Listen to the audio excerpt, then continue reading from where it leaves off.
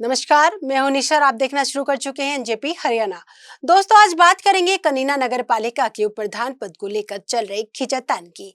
यहां 3 बार उप प्रधान का चुनाव टल चुका है, लेकिन 27 अगस्त को पंजाब व हरियाणा हाई कोर्ट ने कह दिया कि 15 दिन में चुनाव प्रक्रिया जारी की जाए।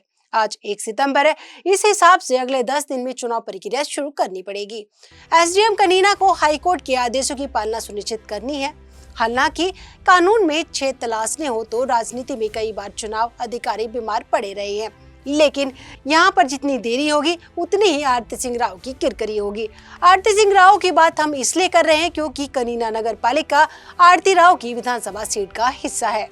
3 बार तारीख तय होने के बाद भी जब चुनाव नहीं हुआ तो प्रभावित पक्ष ने कोर्ट की शरण ली थी, जिसके बाद 27 को हाई कोर्ट का आदेश आया है। नगर पालिका के उप प्रधान पद का चुनाव सीधे केंद्रीय मंत्री राव इंद्रजीत सिंह और उनकी बेटी स्वास्थ्य मंत्री आरती सिंह राव की राजनीति पर थोड़ा बहुत असर जरूर डालेगी। इसलिए ये कहा जा रहा है कि इस छोटे से चुनाव में आरती राव को बड़ा झटका लगेगा या फिर जोड़ तोड़ से आरती अपने किसी समर्थक को उप प्रधान की कुर्सी दिलाने में कामयाब हो जाएगी।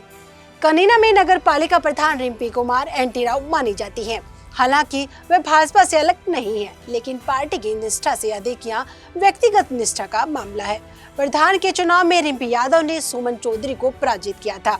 मई से लेकर अब तक उप प्रधान चुनाव को लेकर नोटिफिकेशन तो 3 बार जारी हुए हैं, लेकिन चुनाव नहीं हो पाए। कनीना में लंबे समय से रिपोर्टिंग कर रहे होशियार सिंह कहते हैं कि पहली बार जब उप प्रधान का चुनाव होना था तब आरती राव भारी रह सकती थी, लेकिन जितनी देर की गई उतना ही उन्हें नुकसान हो सकता है। जहां तक विधानसभा चुनाव की बात है तो मीडिया रिपोर्ट्स के अनुसार आरती राव को कनीना में बढ़त नहीं मिल पाई थी। हालांकि नगर पालिका के चुनाव बिना सिंबल लड़े गए थे, मगर कौन किस तरफ रहता है ये किसी से छुपा नहीं होता।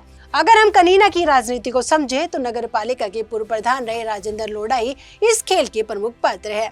उन्हीं की पुत्रवधु प्रधान है। राजेंद्र लोढ़ा की गिनती लंबे समय से केंद्रीय मंत्री राव इंद्रजीत सिंह के विरोधियों में होती रही है। चुनाव टालने का कारण भी यही है। बार बार चुनाव टालने की वजह से कनीना नगर पालिका प्रधान रिम्पी यादव और कुछ पार्षदों ने आदित्य यादव एडवोकेट के माध्यम से याचिका दायर की गई थी। हाईकोर्ट ने मामले को गंभीरता से लिया और 15 दिन के अंदर उप प्रधान के चुनाव की प्रक्रिया शुरू करने के आदेश दिए। अब सबकी निगाहें इस चुनाव पर टिकी है। आरती राव के लिए रात टेढ़ी बताई जा रही है, मगर चुनाव से पूर्व कौन किस करवट बैठेगा इसकी सटीक भविष्यवाणी करना भी संभव नहीं है। आइए इंतजार करते हैं और देखते हैं कि क्या कुछ होता है। दोस्तों, आपको हमारी रिपोर्ट कैसी लगी कमेंट बॉक्स में जाकर बताइएगा जरूर। नमस्कार।